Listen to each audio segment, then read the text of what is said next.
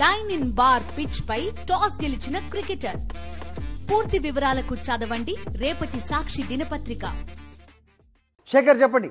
So bail, కవితకు bail రావడంతో మనం ఊహించిందే. దీనికి ఖచ్చితంగా రాజకీయ పరంగా వ్యాఖ్యలు వినిపిస్తాయని తెలిసిందే. ప్రస్తుతం 3 పార్టీల మధ్య మాటల యుద్ధం నడుస్తోంది. మరోవైపు కవిత బయటకు వచ్చి వడ్డీతో చెల్లిస్తానంటూ శపథం చేశారు. ఏం జరుగుతోంది? అప్డేట్స్ ఏంటి? హరి, నిన్న 2 కేసులకు సంబంధించి సుప్రీంకోర్టులో ఎమ్మెల్సీ కవితకు బెయిల్ వచ్చింది. బెయిల్ వచ్చిన కొద్దిసేపటికే కేంద్ర హోం సహాయక శాఖ మంత్రి హోదాలో ఉన్నటువంటి బీజేపీ నేత బండి సంజయ్ కీలకమైనటువంటి ఒక వ్యాఖ్యలు చేశారు. ఆ వ్యాఖ్యల్లో కాంగ్రెస్ పార్టీకి వారి లాయర్లకు కంగ్రాచ్యులేషన్స్, బెయిల్ పైన విడుదలైనటువంటి కవితకు అట్లాగే రాజ్యసభ హోదాలో రాజ్యసభలోకి వెళ్తున్నటువంటి కాంగ్రెస్ రాజ్యసభ నాయకుడు అభిషేక్ సింఘ్వీకి శుభాకాంక్షలు అంటూ ఆయన చెప్పారు. ఇక కాంగ్రెస్ పార్టీకి బీఆర్ఎస్ పార్టీకి మాట ముచ్చట అయిపోయింది, విలీనం ఒక్కటే మిగిలి ఉంది అన్నటువంటి వ్యాఖ్యలు చేశారు. దాని మీద రాజకీయ దుమారం రేగుతున్నటువంటి పరిస్థితులు ఉన్నాయి.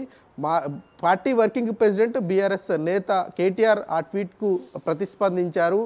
అలాంటి హోదాలో ఉండి ఇట్లాంటి వ్యాఖ్యలు చేయడం సరైనటువంటి పద్ధతి కాదు. మీ వ్యాఖ్యలు కోర్టు ధిక్కరణ కిందికి వస్తాయి.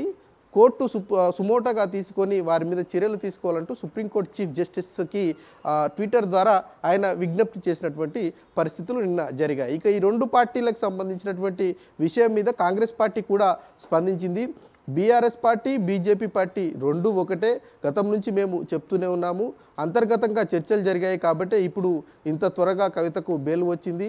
మనీష్ సిసోడియా లాంటి వాళ్ళకి అన్ని నెలలు సమయం పడితే కవితకు కేవలం 160 రోజుల్లోనే బెయిల్ రావడం ఏంటి అని వీళ్ళు ప్రశ్నించారు. త్వరలోనే బీజేపీలో బీఆర్ఎస్ పార్టీ విలీనం అవుతుందంటూ కాంగ్రెస్ పార్టీకి సంబంధించిన నాయకులు మహేష్ కుమార్ గౌడ్ అట్లాగే జగ్గారెడ్డి వ్యాఖ్యలు చేసినటువంటి పరిస్థితులు కనిపిస్తూ ఉన్నాయి. మొత్తం ఒకరి మీద ఒకరు, అటు బీజేపీ కాంగ్రెస్ బీఆర్ఎస్, బీజేపీలో బీఆర్ఎస్ కలుస్తుందని కాంగ్రెస్ అంటుంటే కాంగ్రెస్లో బీఆర్ఎస్ కలుస్తుందని బీజేపీ విమర్శలు చేస్తున్నటువంటి పరిస్థితులు ఉన్నాయి. కాబట్టి ఇది రాజకీయమైనటువంటి దారిలోకి ఈ రాజకీయ యుద్ధం మళ్ళిందని చెప్పుకోవాలి.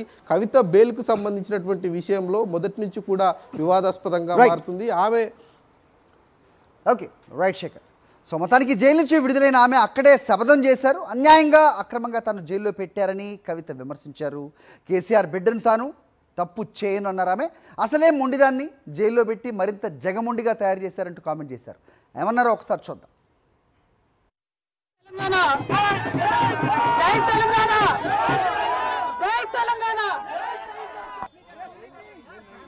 ఐదున్నర నెలల తర్వాత మీ అందరినీ కలవడం చాలా సంతోషం. ఇవాళ ఇక్కడికి వచ్చినటువంటి బీఆర్ఎస్ పార్టీ కార్యకర్తలకు అందరికీ మీడియా మిత్రులకు హృదయపూర్వకంగా నమస్కారాలు.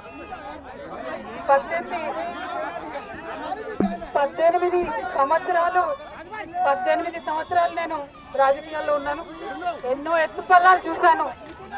కానీ పర్సనల్ గా నాకైనా నా కుటుంబానికైనా ఒక తల్లిగా పిల్లల్ని వదిలి 5.5 నెలలు ఉండడం అన్నది చాలా ఇబ్బందికరమైన విషయం.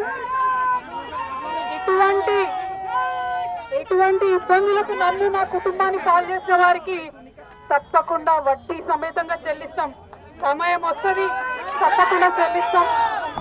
అదేవిధంగా ఇటువంటి కష్ట సమయంలో మాకు మా కుటుంబానికి తోడున్నటువంటి వారందరికీ హృదయపూర్వకంగా పాదాభివందనాలు తెలియజేస్తా ఉన్నాము. అందరికీ కూడా ధన్యవాదాలు.